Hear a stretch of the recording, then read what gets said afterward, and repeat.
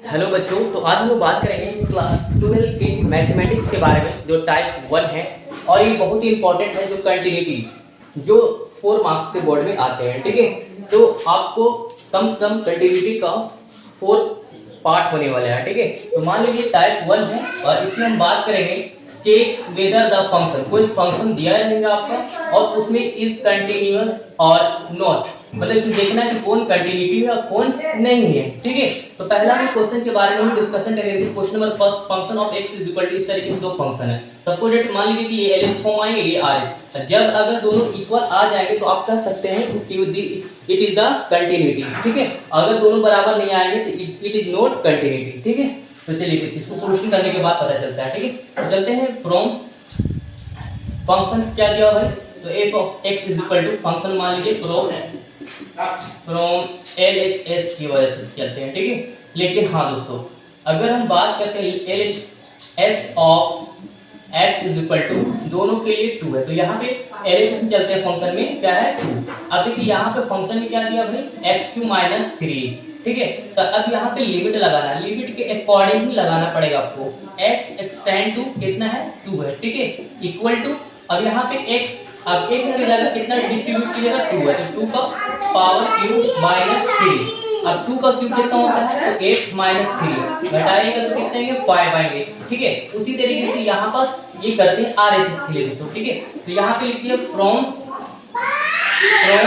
RHS of x is equal to 2।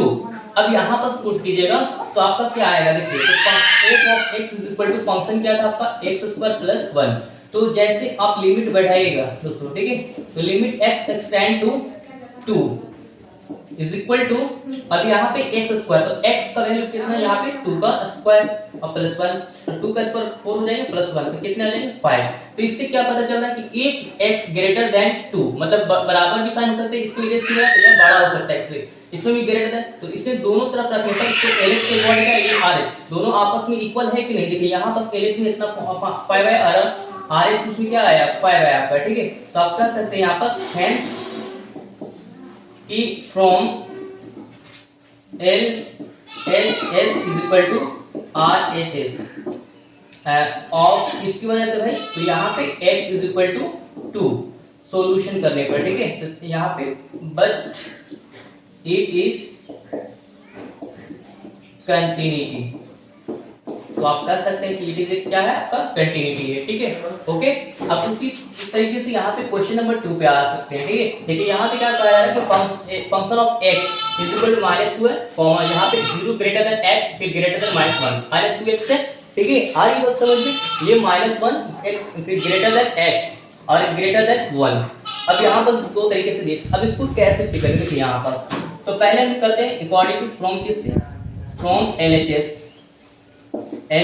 Left hand side of, या फिर यहाँ पे एट इसके अकॉर्डिंग, तो at x is equal to minus में 1 रखते हैं और ये आपका दिया हुआ इक्वेशन। ठीक है, तो यहाँ पे f of x is equal to function of x is equal to minus में 2x, अब लिमिट बैठाएगा। ठीक है, तो x एक्सटेंड टू कितना, यहाँ पे माइनस में 1 बैठाएगा। ठीक, अब यहाँ पर इज इक्वल टू क्या दिया भाई माइनस में 2x। अब देखिए -2 का 2, x का वैल्यू क्या -1, तो माइनस माइनस का होगा प्लस, ये जो 2 आ गए देखिए इसके लेवल में आ गए। ठीक है, आई बात समझ में, चाहो तो आप रख सकते हैं इस तरीके से भी, क्या बोलते हैं, तो दोनों लेवल आ गए। यहाँ पर अगर LHS होंगे तो यह RH दोनों इक्वल आ गए, तो यहाँ पर कह सकते हैं कि from LHS is equal to RHS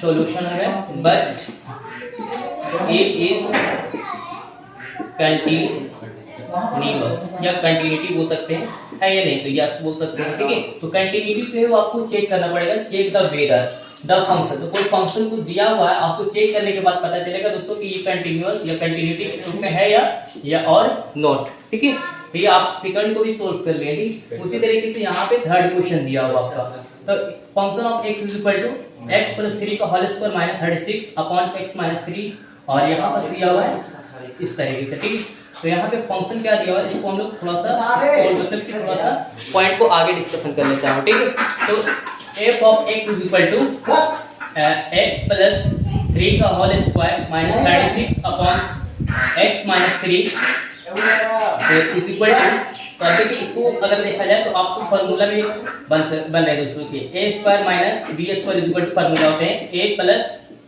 b into a minus b, ठीक है।